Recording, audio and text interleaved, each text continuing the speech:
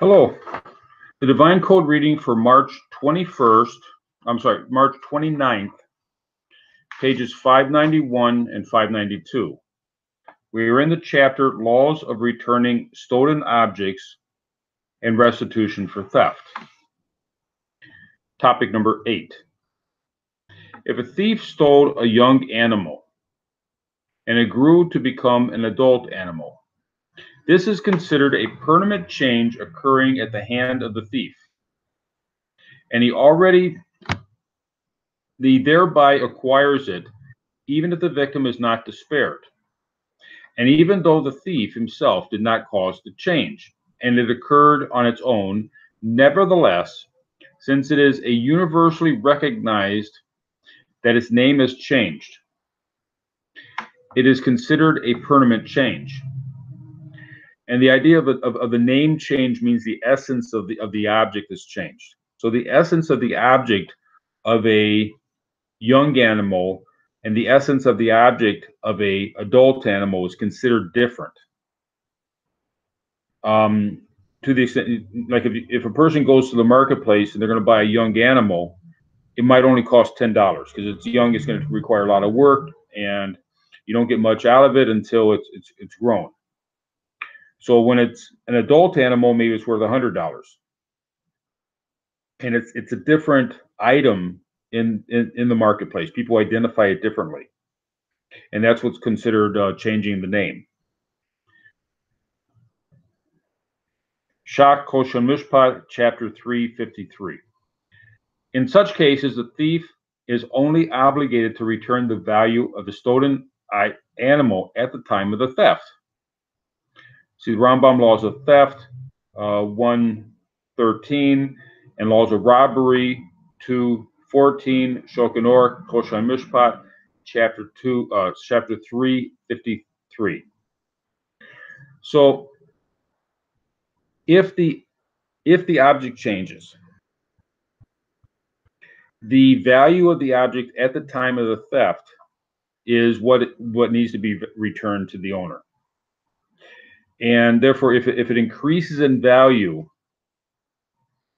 and even if it increases in value on its own, in the case of an animal that grows into a mature animal, a juvenile animal that grows into a mature animal, that change, what needs to be returned is the value of the original item stolen.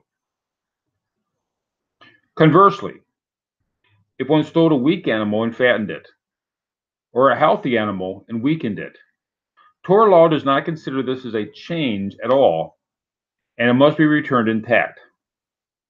If the animal becomes fattened through the thief feeding it, the animal's added value belongs to the thief. And this will be explained in topic 10, and that will be explained in a future topic in 2 days. So if the animal did not change its name, and you go to the market and they don't have the healthy and unhealthy animals necessarily separated. Now we might in our culture have healthy and unhealthy animals separated, and it'd be considered a different name. But within the way it's explained here, if it's considered to have the same name, it's a mature animal, then the object would need to be returned. In the case of the juvenile animal that grew into an adult animal, the animal would not need to be returned, just the value of the product, because it's changed its status. This is discussed in Rambam, the Laws of Theft, 1:11, and Shulchan Aruch, Koshan Mishpat, chapter 354.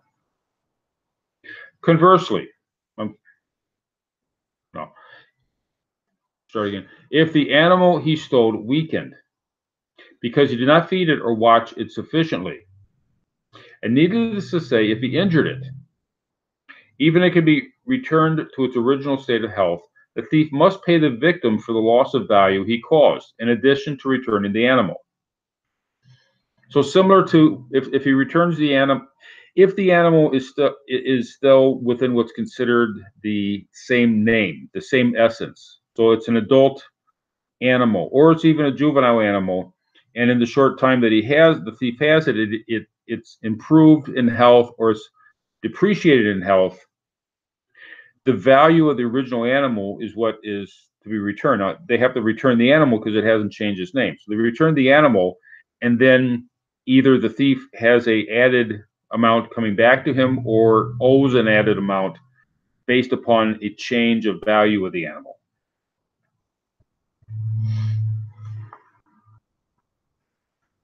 If the animal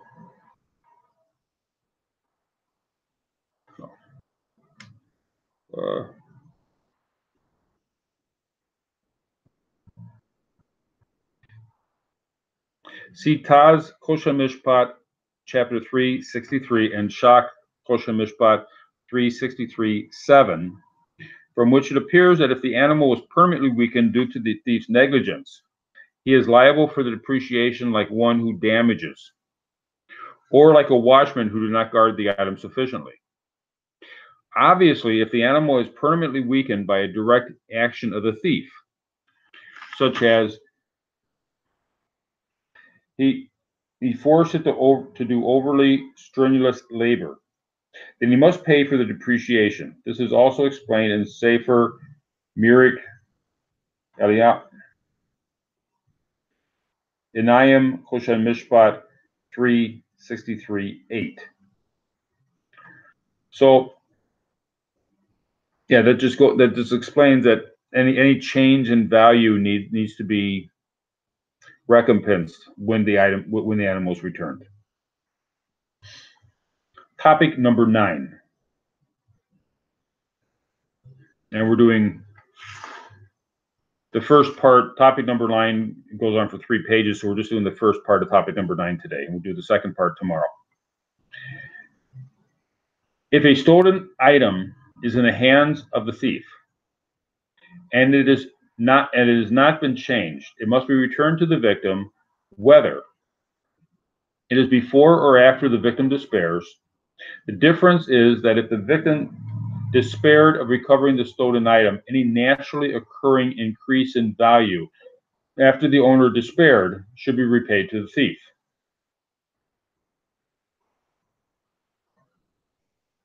Topic 9 is speaking about a change that comes about itself, which is a natural change that occurs to the object, but is not completely changed bodily from a different type of object.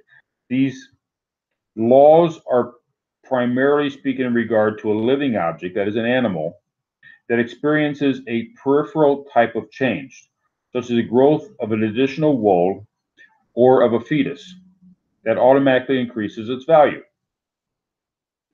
So before we were discussing if the animal by natural means increased in value, but that's because it went from being an infant into a mature animal, that changes the name and takes it out of the domain. It changes it to the extent that it can't be returned intact. In this case, the animal is still considered a mature animal, and if it increases in value due to wool, or such as wool, or having being pregnant, increases its value, but that's not enough to change the name, the essence of the animal, and therefore the animal would still be returned to the owner.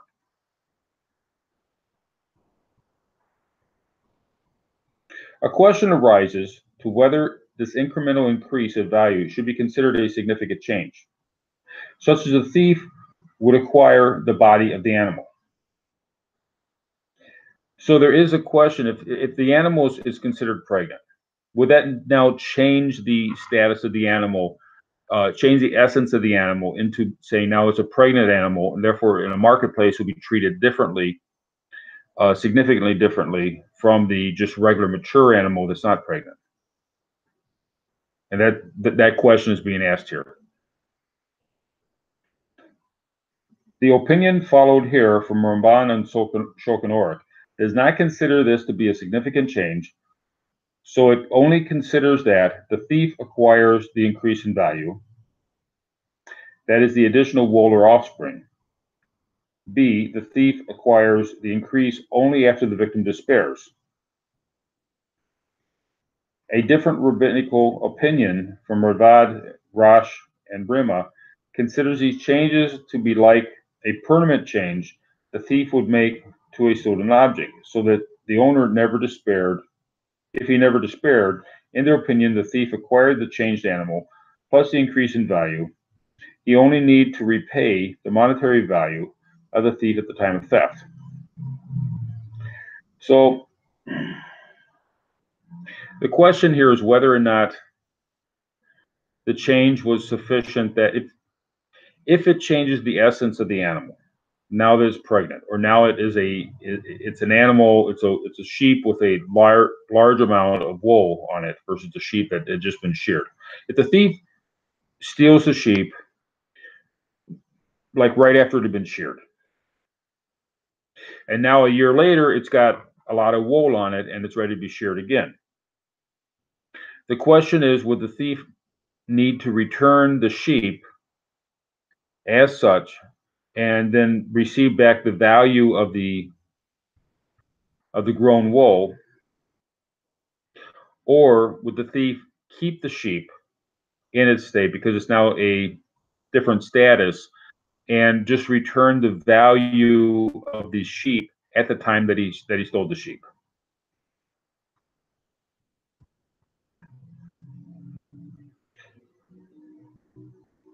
And that also has something to do with whether or not the owner despaired. If the owner always expected the sheep back, then he would still receive the sheep, according to most opinions. If the owner had despaired, he did not expect to see the sheep back again, then it would be more likely that he would receive just the value and not be expecting to see the sheep, have the sheep come back to him when this incremental change had occurred. For example, if the stolen item was in the hands of the thief and the victim did not despair, and its increase in value on its own, such as the thief stole an animal which was pregnant and then it gave birth, or when it had a full coat of wool and then he sheared it, he must return the stolen animal and the shearings and the offspring as well.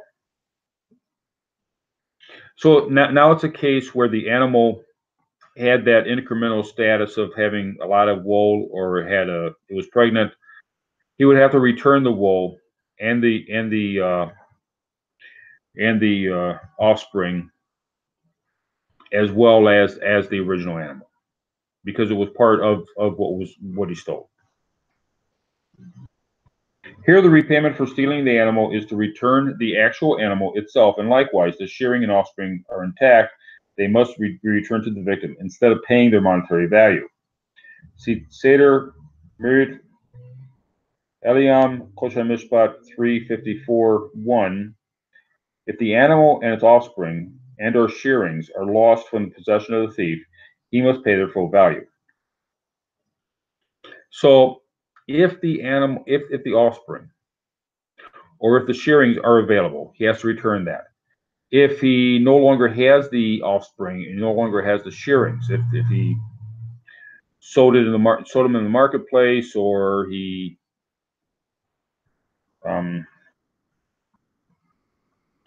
made something out of, he dyed the wool or something, that in which case he can no longer return the wool intact, then he has to return the value of it, of those objects. And we'll continue with this topic number 9 in tomorrow's reading. Thank you.